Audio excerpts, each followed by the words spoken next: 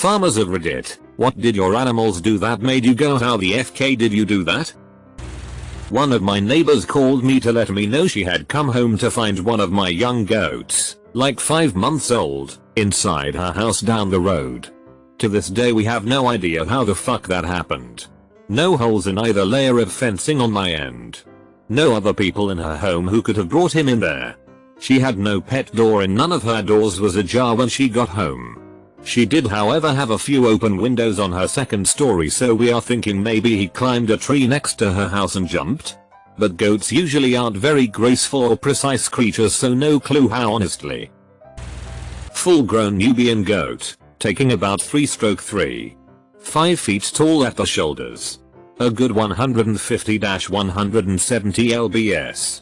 Squeezed her bitchy fat ass through the 2x2 foot pop door in the chicken cooperative. For no other reason but to see what was in there.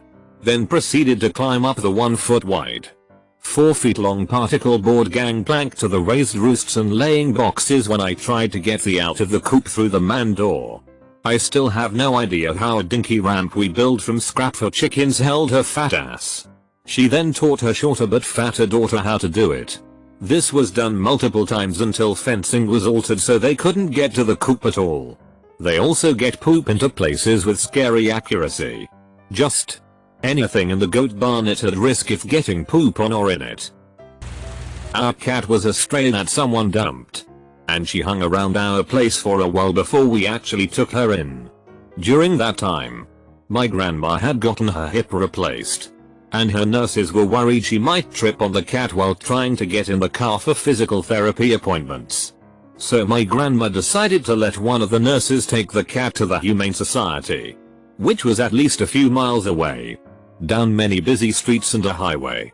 2 days after she took the cat there, I opened the door, and the cat was sitting right on the front stoop, looking peeved off. My grandma let her in, and said okay. She lives here now. I had a goat that would turn the barn lights off and on at night. No clue why he did it.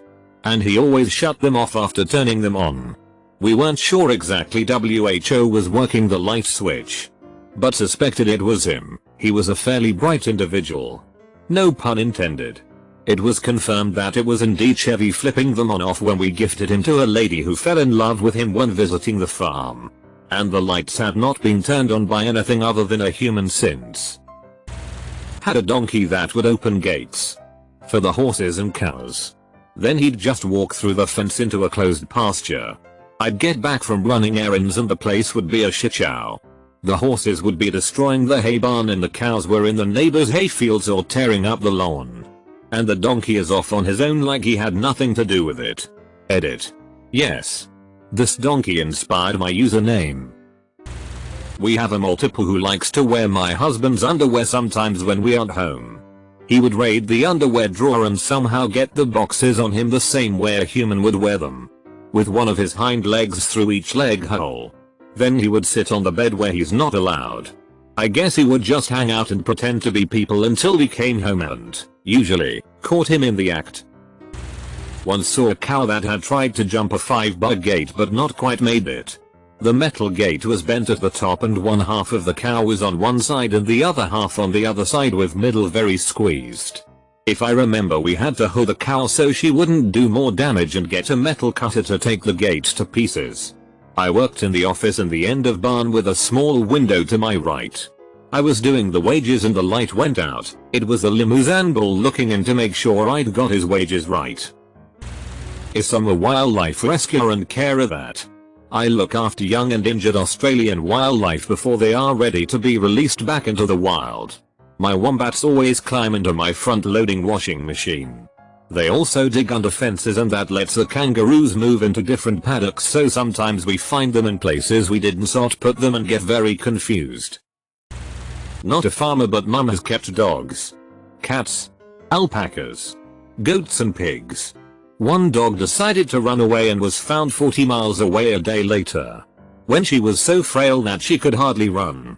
Also came home one day to her standing on the kitchen table surrounded by breadcrumbs with no chairs nearby. Cats we saw hunting a dozen miles from home on a long bike ride. They were home in time for tea. Alpacas don't do anything interesting ever. Pigs are pretty smart, so don't do anything dumb. Just don't let them find where you keep their feed. Goats are beyond stupid. Forgetting they have horns and getting their heads stuck in fences. To each other. In their feed buckets. To trees. The worst was, however, less amusing than all the others, where a goat had managed to hang itself by its collar on a tree. My parents' chicken barn was raided by coyote. We lost about half, 20-ish, chickens. We had a really distinctive rooster with huge feathers on his head that was gone after the attack, so we assumed he was dead. About 6 months later he came walking into our yard. My parents live on a mountain with bears, mountain cats, and of course coyotes, but that little fuck made it out in the wild on his own. He died a few years later of natural causes. I let my dogs out one morning and only one of the 3 came back. It wasn't unusual. I thought maybe they were down swimming in the pond and couldn't hear me or something, so I went outside to look for them. I checked the usual places and couldn't find them, so I started looking for tracks while calling them. As I'm walking down the driveway following their tracks, I hear this weird noise. Like a cowbell. We didn't have any animals with bells on, so I blew it off and kept looking for the boys. The stupid bell keeps getting louder, so I look up. My dogs found a goat and herded it home. My dogs are border collies, so herding things is nothing new. Especially for my oldest dog, who used to work cattle and sheep every day. Dex, the oldest dog, was 12 years old. He'd been retired for about 4 years. Arch, the puppy, was only 7 months and he had never seen stock in his life, but he knew exactly what he was supposed to do. To this day I have no idea where they found the goat. They weren't even outside that long, so it must have been close. We eventually found the goat's owner, but it took a week or so. We had a horse named Cheyenne that we honestly should have renamed Houdini. We rescued him and he had a pretty bad limp, but he was still able to trot around, but that was about it. Anything more than a trot was out of the question, and jumping was a no-go. Well, this limping horse could get out of any latch, electric fence, and bolted door we had. There were several times where Sod be eating dinner, look out the bay window, and saw Cheyenne munching on the flower bed in the front yard. Every time he got out, Wes'd take him back and everything would still be locked. Every single time. No one ever saw him escape. Hassad just magically appear out of the fence. He couldn't jump, cause of his leg, so we know he wasn't just clearing the 7-foot fence.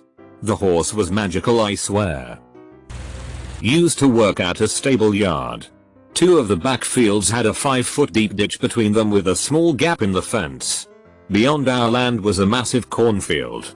Discovered 3 horses missing one day. Turns out after multiple escapes they had figured out how to get through one fence, straddle the ditch and squeeze through the gap. Catching them after was a massive pain. Had to go cowboy on them. And there was the one horse who would always bite women's bums. Never men. Not really a WTF moment, but kinda wholesome. I was training to work on my university's dairy farm my freshman year. And towards the end of shift the student who was training me said, "Alright, let's go get sugar out of pet pen." Pet pen is a separate section of barn full of box stalls for sick cows and cows around freshening. Amazing is in there too because she is too dumb to figure out how to sit in a free stall. I'm going with it kinda confused because cows don't get straight sugar in their rations. But I'm still learning, so I'm down for whatever I'm told. Turns out Sugar is a 1800-pound brown Swiss cow who could open the gates to pet pen during shift. She would go eat all the hay and TMR of the box stall cows. I've been there for 3 years now and it was common practice to just let Sugar do what she wants in pet pen. We would just tell her to leave after shift and she would open the gate back up and walk out. She was a hard-working cow and was rated excellent in her last scoring. Not me, but my dad. He grew up near Gettysburg and lived right next to a farm. Had a ton of cows. And a few bulls. He and my grandpa told me a story of how they woke up one morning to see their Bush's garden had been destroyed. And that massive piles of droppings were left in their yard. They took a look farther down the road and the bull is chilling right outside the pen. He wasn't aggressive or anything. Just wanted to snack on my grandma's plants. It never happened again after that. Same farm. But many years later, my dad would bring my mom home to visit and they would see the farm's 2 donkeys strolling down the road. With no supervision. The first time it happened they contacted the owners and they just said, oh yeah, they do that sometimes. Just give them another hour or so and they'll come back.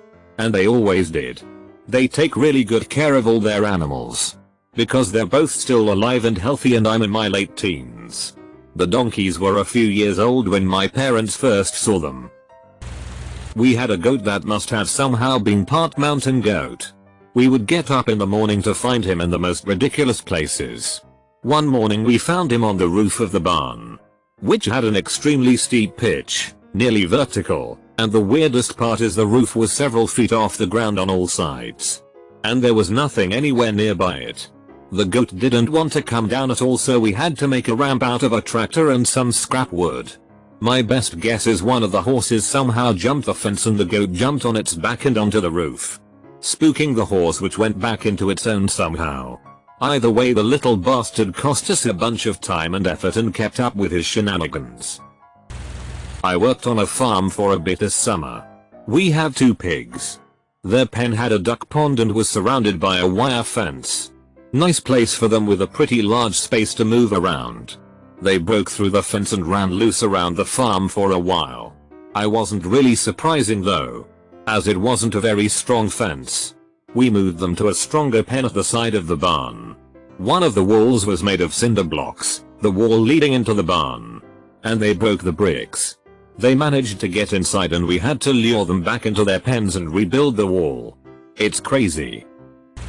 My granddad worked at a pet store where he did all the maintenance. They had a parrot that was the sweetest thing, very playful and very intelligent.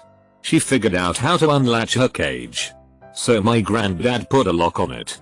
A few weeks later, they came in one morning and found the parrot squawking and running around the store, just having a lovely time.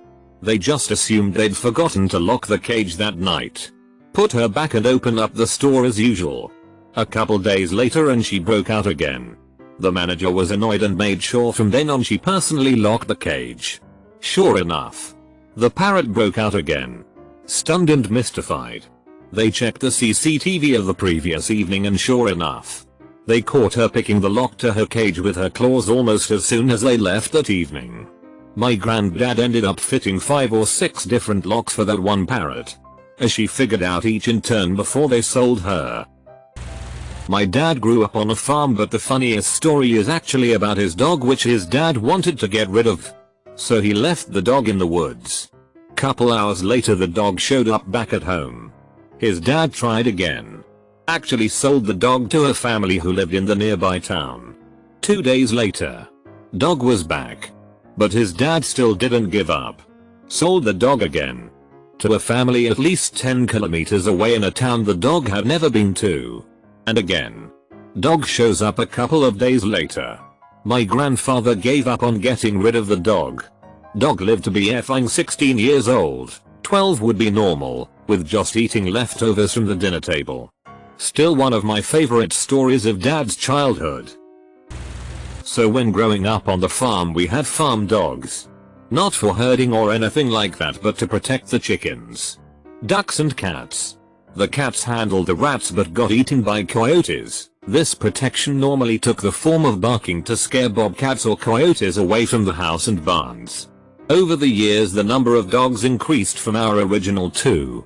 Well, 3 generations into this line of guard dogs we had 1 dad, 1 mom, and 4 sons, all of adult age. Over the years they had eaten all the squirrels and moles on the property. One day I noticed that they had started roaming to local few square miles because I'd see them in the forest when driving home some days. They then caught 4 wild turkeys and ate them over a 2-day period in front of the chicken pen. I wake up one morning to see 3 of the sons dragging the thigh of a deer into the yard, half eaten by them. No big deal. Probably caught a sick or small doe left behind. A few hours later the head showed up in the yard carried by mom and dad. It was a 12-point buck. The dogs reverted into wolf pack hunting because the coyotes stopped coming around and the other small animals were all cleared out. TLDR. Guard dogs turned into pack hunting dogs that took down 12-point buck. Years ago we had this bull that was a solid 2,000 pounds, maybe a little over. And a citrus grove. We had a fairly large supply of cull fruit we would give to the cattle as a treat. Think of it as crack for cattle. This bull would go crazy for them. One day going to give them some fruit and there was this 1200 1500 lbs steer in between the bull and the fence. The bull, wanting the oranges, stuck his head under the steer's belly and using his head tossed this steer over a 5-foot fence. Witnessing it with my own 2 eyes, I was still like, how the FK? That's a good sized steer, and he tossed it like a ragdoll. Steer was okay but confused. For me, it was one of our farm cats. Her name was Scarecrow. She was a brutal killer, and would often come back with not mice, but rabbits and squirrels for her kittens. One day, I found her on the roof of one of our barns stalking a group of pigeons. It was about 60 feet high, as it was an old hay barn made entirely of wood and had a tin roof. I watched for a solid 20 minutes as she slowly crept closer and dove for the pigeons. She caught one and almost slid off of the roof in the process. I have absolutely no clue how she got it down from the roof nor how she got up there. But it was definitely the most noteworthy how the FK did you do that moments on the farm. I worked on a farm and I had to milk the goats one day to make some farm-made butter. Well, I had milked about 10 of these goats by hand and made about 3/4 of a bucket full of goat's milk. I saved the arsehole goat till last. Always awkward doesn't matter what the situation. It's odd be an asshole. Well, surprisingly enough, this goat let me milk her no problem this one particular time. Stood there and let me get on and do it. When I had just finished getting all I could out of her, then she casually turned her head, looked me dead in the eye and just kicked the bucket over using her back leg, wasting all that milk and hard work for the butter. Before doing this goat loss, I put her back in with the other goats and it legit looked like she was bragging about what she had just done to the other goats. Safe to say that no butter was made that day. Not a farmer but stayed at a hobby farm one weekend. Few acres. 4 horses. About a dozen small cows on the paddock the cottage was on. Horses. All good. Curious creatures. The cows. Not so much. I got a little close to one. She started chasing me. They all joined in. No problems. Lesson learned. About half an hour later, we're cooking dinner and a pair are staring at me through the kitchen window. Go to get my wife to have a giggle at these attack cows. Wasn't just those two. They'd paired up at every window and door and surrounded the house ready to pummel me. Cheeky gang. Not a farmer but I had 30-something chickens. My daughter went out to feed and water them one morning and came into the house screaming. There was a chicken massacre. All of them had their heads completely removed and the barn was tarred and blood and feathered. We thought we lost them all, but about a year later we kept seeing a chicken roaming the woods and periodically returning to the cooper. She survived the winter in the massacre, and managed to feed herself. I know chickens are hardy creatures, but this was a complete surprise to us all. She is still with us today and is the only remaining chicken we have. She has moved to 5 hours north with us and is the scarredest of chickens I have ever seen. She runs fast as fuck and can easily clear a 20-foot roof with her glide upwards. Called her Stormy. Not a farmer. But when I was a toddler we had a dog who once escaped out of a 2-story window and climbed an almost 8-foot tall chain link fence just to wait at the front door for my dad to get home from work. We had another dog who we had to kennel if we were gone during the day because he would get into everything. Well, he started showing up at the door to welcome us home and we couldn't figure out how he was getting out. After a few times my dad set up a camera and this fucking dog was able to bend the kennel bars and wedge his giant body through them. Adopted a 3-year-old Mustang. A wild horse known for being easily spooked and hard to handle. Yes, I'd think. When they green broke him at the prison, they nicknamed him Saddle Head Sir because he wasn't not afraid of anything. We got him when I was 12, so every day after school I would walk to the borders and feed the horses. Fast forward a few years and one day I threw the hay in the feeder. Other horses come running but not Deadhead. Has sauce at the back of the property just standing there. Well, that's sauce weird. I walk over to find 3 of his feet tangled in barbed wire. Not at all injured. Not a drop of blood. Just standing quietly until someone came to rescue him. I got all his feet clear and he ran faster than I've ever seen him run to food. He got extra grain that day. For non-horse people. This is very strange behavior. Normal instinct if something touches their feet is to bolt and struggle because it's a snake. Right? How he figured out how to stand there quietly presumably all day I will never figure out. Damn, I miss that horse. The neighboring farm has goats and limousine cattle. Along with sheep and a few dairy cows. Limousine bulls are very large and not very friendly. And goats like to climb things. I drove past recently and saw a 1.5-ton bull standing there with a big billy goat standing on its back. No drama. Nothing strange. Just a great big goat standing on a huge bull who's also just standing there chewing its cud in the middle of an empty field. What? I stopped the tractor and just watched them for 20 minutes. And they were like nothing weird going on here. Just a totally normal animal trapeze act. Move along. Then a week later I see the bull laying under an apricot tree. With the same goat using it as a boost to get to the fruit it can't reach. That's where it happened.